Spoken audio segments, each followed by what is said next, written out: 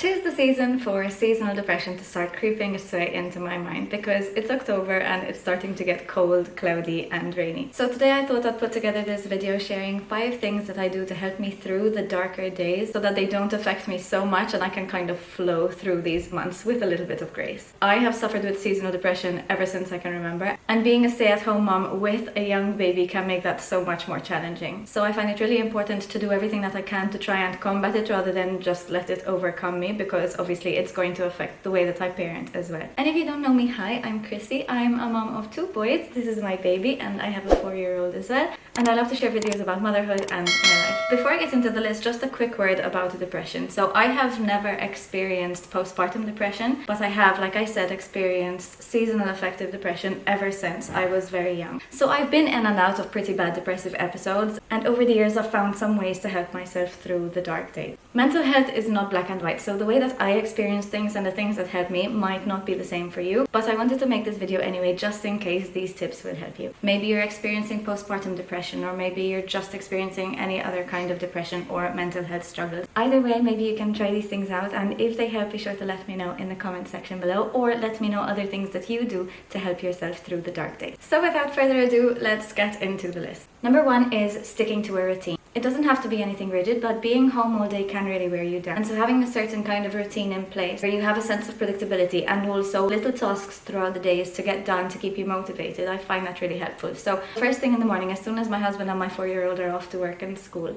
I have a shower, I put on clothes that make me feel good, I do my hair, I do my makeup, I have a good breakfast, and I go out for a run or a walk. I make sure to get some outside time, I make sure to get some exercise. This is all within the first 2 hours of the day.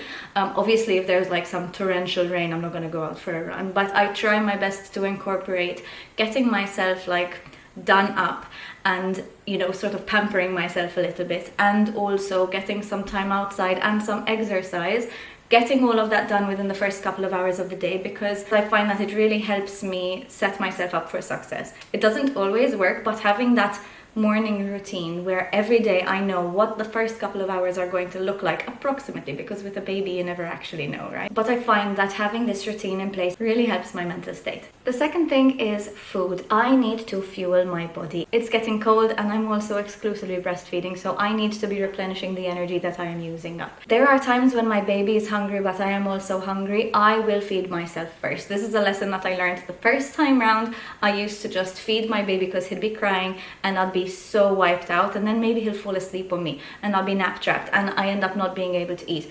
I don't do that anymore because I know that I need food. So feeding myself and fueling my body is definitely a priority. I try my best to have nutrient-dense meals all throughout the day, and I also make it a point to meal prep and bulk cook as much as possible, so I never need to cook myself lunch. I always double up dinner so that I'll have lunch ready for the next day, and that saves me from needing to actually cook anything or do much preparation work other than like heating something up, so that makes it much easier to keep myself fueled. When it comes to snacks in between, I try to find things that are easy to do with one hand, because let's face it, I'm holding him pretty much all the time, and so that would either be some rice crackers or sandwiches or something that I've baked, because I try to bake something every week like banana bread or something like that. And so I try to keep myself fueled regularly throughout the day, and I always prioritize feeding myself because my mood declines significantly if I do not have enough food in my system. Also water, obviously, because I try to keep myself well hydrated throughout the day, so fueling myself is definitely a priority, especially on days when I'm feeling a bit low. Number 3 is a really important one that I've only started learning how to do recently, and that is releasing myself of expectations for the day. When I wake up and I am feeling mentally heavy, as though the clouds are physically inside my head and my brain is fogged and I just feel like I can't pick myself up, I release myself of any expectations throughout the day. So aside from my morning routine, if there was anything else, unless it's something like really important obviously, but if there is something that I was hoping to do for the day, for example filming a video or cleaning out the fridge or reorganizing my wardrobe, I don't know, if there was something that I was planning on doing that particular day, if I managed to do it, that's a great bonus, well and good, amazing, but I release it from my to-do list of the day because that pressure is not going to help me. Also, babies feed off our energy, so on days when I'm feeling low, my baby's feeling low and he is more needy, so he needs to be on me more, which means I have less hands available throughout the day. This actually happens to me yesterday, and he needed to be on me all day. Originally I started getting frustrated because I had plans to clean the bathrooms and all of this, but then I said, you know what, the bathrooms can wait. I'm just going to lay low today, and the world is going to keep going round. Nothing bad is going to happen if I need to put things on hold. I basically find ways to protect myself and releasing myself of needing to do things, especially things that might be a bit tedious or a bit of a bigger job or something that requires more energy, be it physical or mental. I need to release myself of the expectation that I'm going to do that. My goal for the day is survive. Get to the end of the day with everyone fed and alive and somewhat healthy, and that is my main goal for the day. Anything else that I managed to get done is an extra added bonus, so all well and good, but there's no pressure to get them done, and I find that really helps. Number 4 is another very important one, and this is reaching out. It doesn't matter who I'm reaching out to. It could be a therapist, friend, family member, anyone that I can speak to who's basically going to just listen and be there for me while I very possibly cry.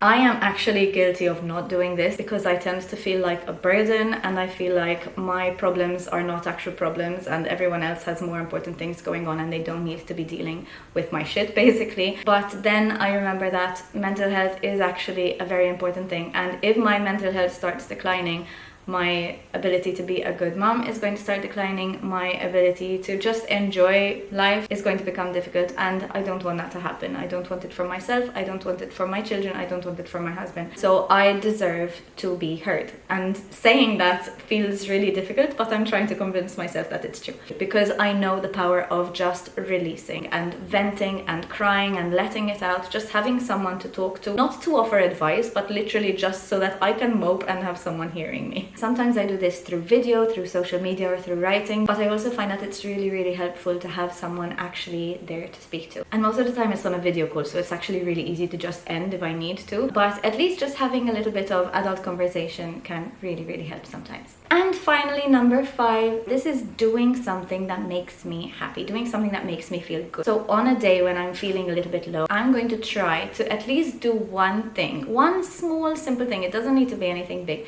that's going to help me feel good. This could be something small like blow drying my hair or going a little bit extra with makeup so that I feel a little bit more put together. It could be listening to music and having a little dance party with my baby. It could be watching an episode or a film while I'm nap trapped. It could be going for an extra long walk. Maybe if I'm feeling really particularly brave, I'd actually go out somewhere and maybe, I don't know, do some window shopping or go to a cafe and have like a coffee and croissant there. Just anything that is going to sort of fill my cup a little bit, that's going to make me happy, that isn't doom scrolling, because doom scrolling, it's something that I think we're all very guilty of.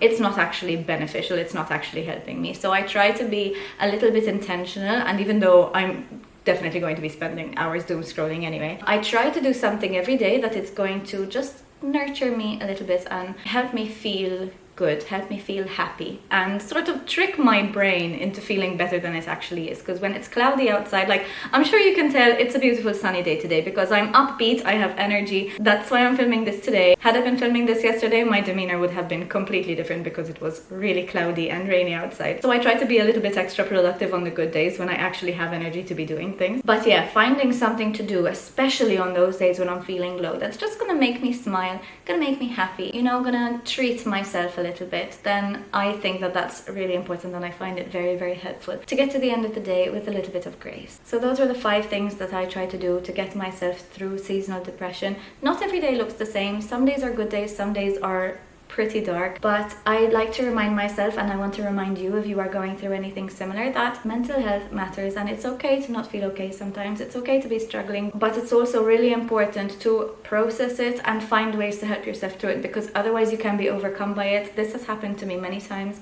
and you just kind of end up digging the hole deeper and falling into this slump. And when you add a baby on top of that, it is so much harder. So if you are experiencing some kind of depression, maybe you can try these tips out. Like I mentioned earlier, be sure to let me know if you do try them out and if you find them helpful, or if you have any other tips that you would like to share. And in the meantime, I would like to wish you a very happy day and all the best of luck with your mental health, with your parenthood, with whatever it is that you might need a little bit of extra hugs for. I send you hugs virtually. If you enjoyed this video and found it helpful, be sure to give it a thumbs up and subscribe to my channel for more. And as always, thank you so much for watching. I will see you guys in my next video. Until next time, bye!